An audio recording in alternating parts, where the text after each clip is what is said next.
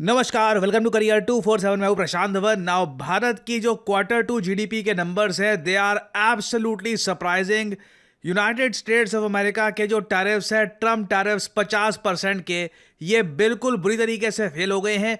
दुनिया एक्सपेक्ट कर रही थी कि भारत Q2 में सिर्फ 7.4% के आसपास ग्रोथ रेट दिखाएगा। अगर इतनी ग्रोथ रेट भी भारत दिखा दे तो इसको माना जा रहा था कि बहुत एक अच्छी परफॉर्मेंस होगी, क्योंकि आज के समय देखिए दुनिया की सबसे powerful economy the US economy ने भारत पर 50% के टैरिफ लगा रखे हैं। इंडिया के अलावा सिर्फ एक और देश था ब्राजील जिस पर यूएस ने इतने टैरिफ लगाए थे, बट रिसेंटली यूएस में सिर्फ महंगाई बहुत ज्यादा बढ़ गई है। इन लोगों ने ब्राजील पर जो टैरिफ थे बहुत कम कर दिए। तो अब आज के समय अकेला देश दुनिया में है इंडिया जिस पर डोनाल्ड ट्रंप ने 50% के टैरिफ लगा रखे हैं, और उस इकोनॉमी ने आउट परफॉर्म किया है with a massive 8.2% GDP growth rate. आप अगर ईयर ऑन ईयर कंपेयर करके देखो कि पिछले साल इसी क्वार्टर में, मतलब कि Q2 में हमारी कितनी ग्रोथ रेट थी, तो नंबर थे 5.4%। आप किसी भी तरीके से मेजर कर लीजिए, ये सरप्राइजिंग नंबर्स हैं। और मैं आपको बताता हूं कि स्पेसिफिकली यहां पे हर जगह Q2 के बारे में क्यों लिखा जा रहा है, और साथ ही साथ ये भी क्यों लिखा जा रहा है कि अभी तो जो जीएसटी के कट हुए थे उसका पूरा इंपैक्ट देखा ही नहीं गया। देश की जीडीपी के नंबर्स दो तरीके से देखे जाते हैं। एक तो होती है कि एनुअल जीडीपी कितनी थी पूरे साल में, 12 महीने में जीडीपी ग्रोथ रेट क्या थी।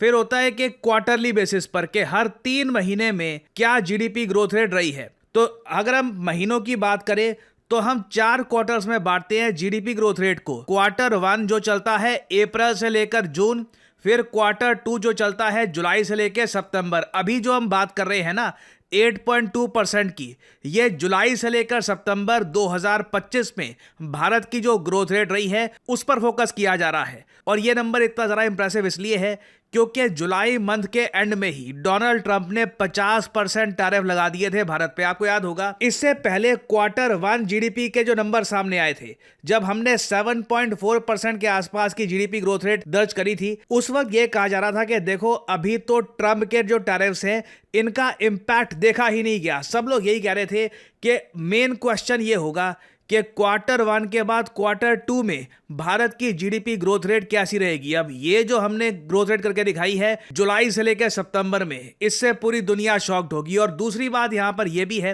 पीएम मोदी ने आपको पता होगा जीएसटी रेट कट्स की अनाउंसमेंट करी थी। ये अनाउंसमेंट हुई थी सितंबर के महीने में। तो अभी तो देखिए जो जीएसटी रेट कट्स है ना उसका इंपैक्ट इस 8.2% में है ही नहीं। तो इसका मतलब यह है कि अब Q3 के नंबर जब आएंगे तब एक्सपेक्टेशंस और बड़ी होगी कि अक्टूबर से लेकर दिसंबर के महीने में जब दिवाली भी आती है, बाकी और वेरियस फेस्टिवल्स आते हैं, इंडियंस और परचेजिंग करते हैं, इकोनॉमिक एक्टिविटी और जरा बढ़ती है, तब एक्चुअल जीडीपी ग्रोथ रेट कितनी होगी। अगर मान लीजिए हमारी जो Q3 की जीडीपी ग्रोथ रेट है ये भी 7.5% से ऊपर रहती है, या फिर अगर भगवान ने चाहा 8% के आसपास भी रहती है, तो इससे हमारी जो एनुअल ग्रोथ रेट है ना ये बहुत हद तक इंप्रूव हो सकती है। क्योंकि यूजुअली क्या होता है कि कंट्रीज के केस में Q1 बहुत अच्छा जाता है, Q2 थोड़ा सा नीचे, Q3 और ज्यादा नीचे, और Q4 यूजुअली काफी ठंडा जाता है। इंडिया के केस में एक बहुत ही एक रेयर अकरेंस है कि Q2 के नंबर्स Q1 से भी आगे निकले हैं। सो उम्मीदें बहुत हद तक जाग चुकी हैं और देखना होगा कि वो जीएसटी रेट कट्स का इंपैक्ट हमारी ग्रोथ रेट पे कितना आएगा। मुझे पता है यहाँ पे आप में से कुछ लोग कहेंगे मगर आईएमएफ की हाल ही में एक रिपोर्ट आई है उसमें भारत को इन्होंने ग्रेड दिया है सी, उस सब का क्या। ये जरा आप देख पाओगे, इस पर रिसेंटली बहुत सारे आर्टिकल्स पब्लिश हुए हैं कि आईएमएफ की रिपोर्ट पब्लिश हुई, उसमें भारत से जो जीडीपी डेटा निकलता है उसको लेकर आईएमएफ ने ग्रेडिंग करी है सी की। सबसे बेहतरीन डेटा को ये ग्रेड देते हैं ए, उसके बाद बी, सी, और उसके नीचे का भी एक ग्रेड होता है डी। अब क्वेश्चन ये आता है कि ऐसा पहली बात तो क्यों हो गया। वेल मुझे एक बात, पहली बात तो क्लियर आपको बतानी पड़ेगी, जो रिपोर्ट है ना जहां पर यह बात पब्लिश करी गई है ये बहुत बड़ी रिपोर्ट है, और आईएमएफ ऐसी रिपोर्ट हर देश के बारे में पब्लिश करता है। दिखाता हूं आपको, इधर आप देख पाओगे ये है आईएमएफ कंट्री रिपोर्ट। ये आपको अगर ढूंढनी है आप सिंपली IMF ई लाइब्रेरी ये सर्च करेंगे तो आपको ये रिपोर्ट मिल जाएगी।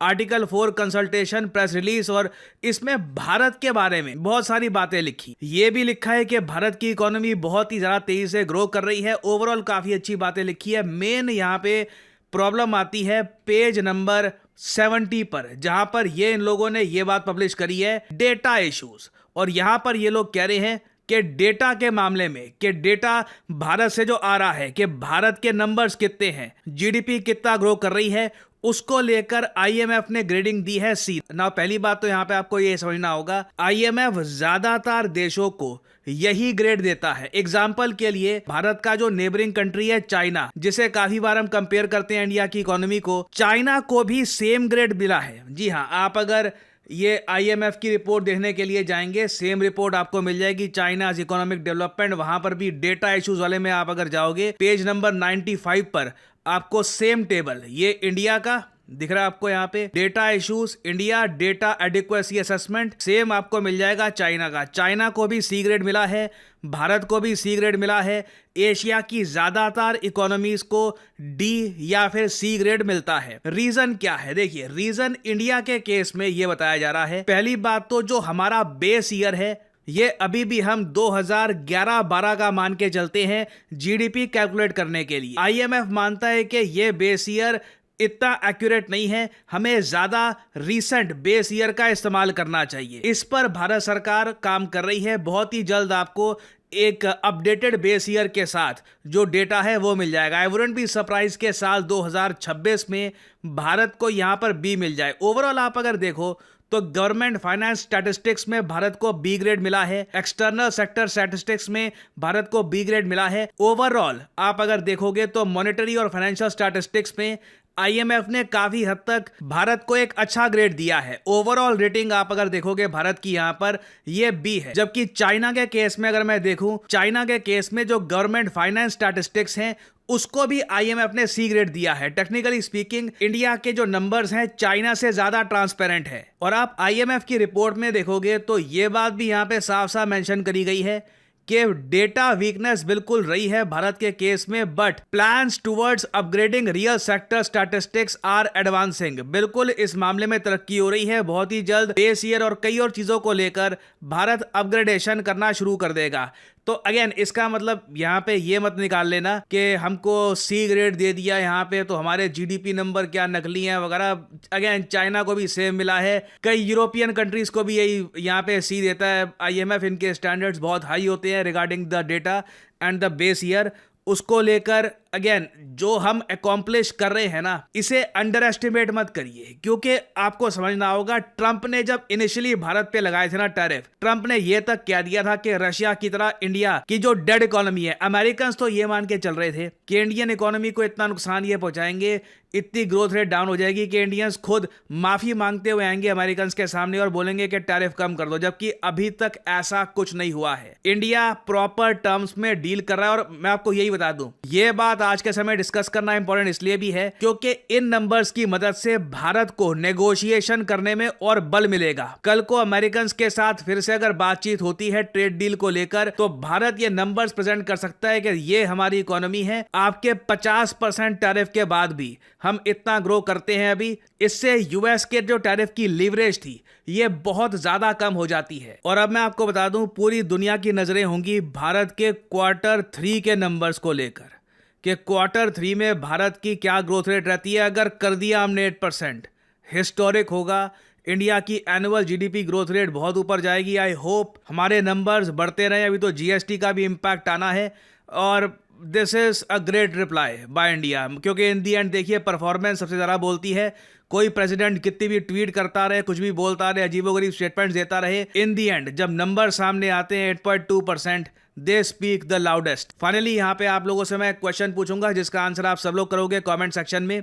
वो कौन सा देश है जिसने रिसेंटली माइकल एंजेलो नाम का एयर डिफेंस सिस्टम दुनिया के सामने प्रेजेंट किया है? जी हाँ, माइकल एंजेलो बहुत ही महान पेंटर थे। इन्हीं के नाम पर एक air defence system Michelangelo dome बनाया गया है। जिस तरीके से इजराइल का है आयरन डोम और वेरियस और कंट्रीज खुद का एक डोम बना रही हैं, माइकल एंजेलो डोम किस कंट्री ने प्रेजेंट किया है दुनिया के सामने? ये है यहाँ पे आपकी ऑप्शंस, रशिया, इटली, जर्मनी या फिर फ्रांस? कमेंट सेक्शन में करिए उत्तर।